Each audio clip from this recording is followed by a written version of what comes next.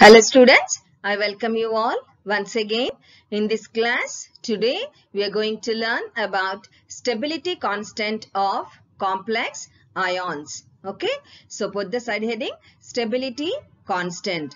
So let us see or let us learn what this stability constant is.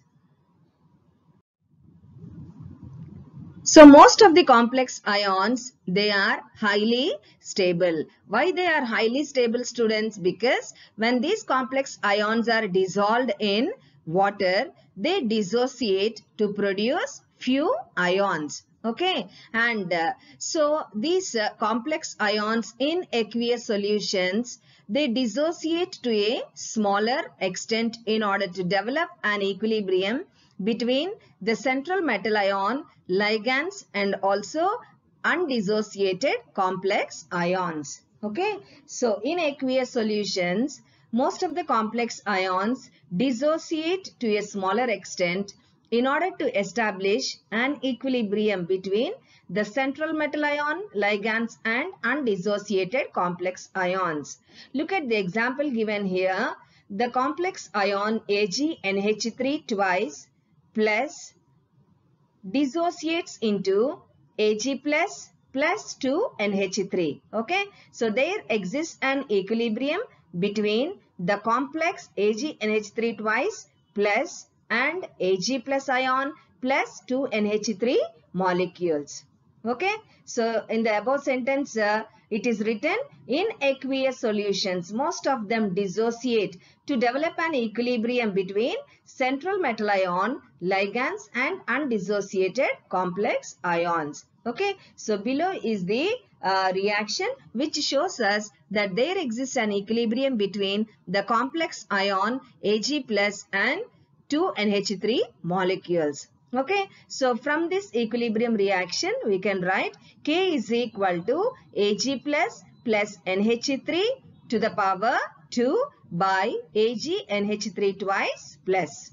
Okay, so what is this K now called as? K is called as dissociation constant or equilibrium constant of the given complex ion. Okay students, so how to write a dissociation constant or equilibrium constant denoted by K of a complex ion?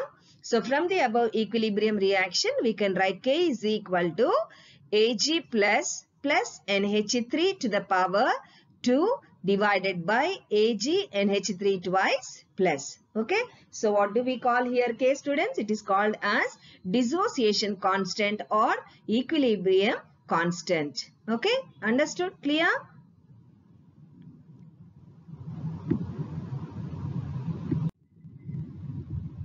Next, smaller this K value, greater will be the stability of the complex. Okay, so what is K? We have seen that K is called as dissociation constant or equilibrium constant. So if this K value is smaller, then the stability of the complex will be greater. Okay, that's what I have written here, students. Smaller the K value, greater will be the stability of the complex. Okay, now in complex ions, especially in chelate complex ions, or ring complex ions, dissociation constant is replaced by the stability constant.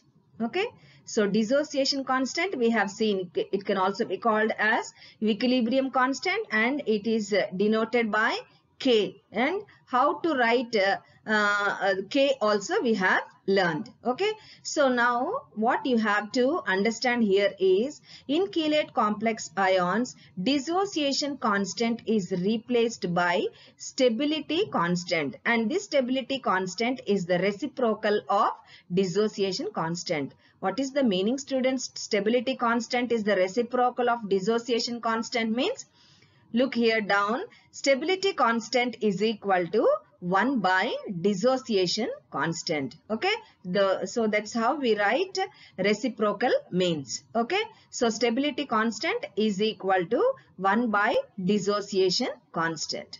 Okay, so what is the stability constant now? Dissociation constant is replaced by stability constant in chelate complex ions, okay, or ring complex ions, and stability constant is the reciprocal of the dissociation constant.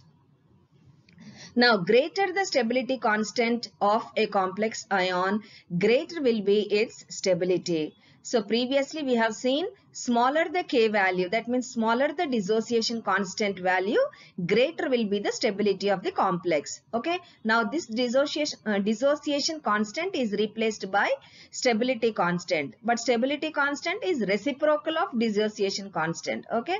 Hence, it is said that greater the stability constant of a complex ion, greater will be its stability. So, a few examples I have given here, and the complex ions and the stability constant values. First one is CuNH3 4 times plus 2, and this complex has a stability constant value of 1 into 10 power 12. Okay, and another complex CuNH3 6 times plus 2, it has a value 1.6 into 10 power 35. Comparatively, so which one has higher stability constant value, students? The second complex, that is CONH3 6 times plus 2, has the higher stability constant value. So what did you learn? Greater the stability constant, greater will be its stability. So among these two complexes, which one is more stable? The second complex, that is CONH3 6 plus 2, is more stable than CuNH3 4 times plus 2. Okay, clear, students? So this is about stability constant. Okay, so what did we learn in this class, students? About stability constant. In order to know stability constant, first we should know about the dissociation constant. Okay, so how do we write the dissociation constant?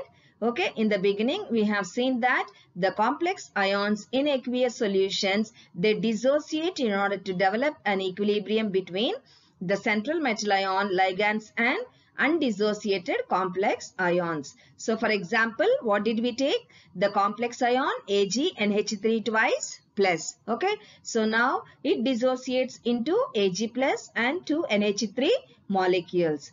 So K, that is dissociation constant for this equilibrium reaction, can be written as Ag plus plus NH3 to the power 2 by AgNH3 twice plus. Okay, now this K is called as dash. What is it called as? Dissociation constant. It can also be called as equilibrium constant. So smaller the value of dissociation constant, greater will be its stability.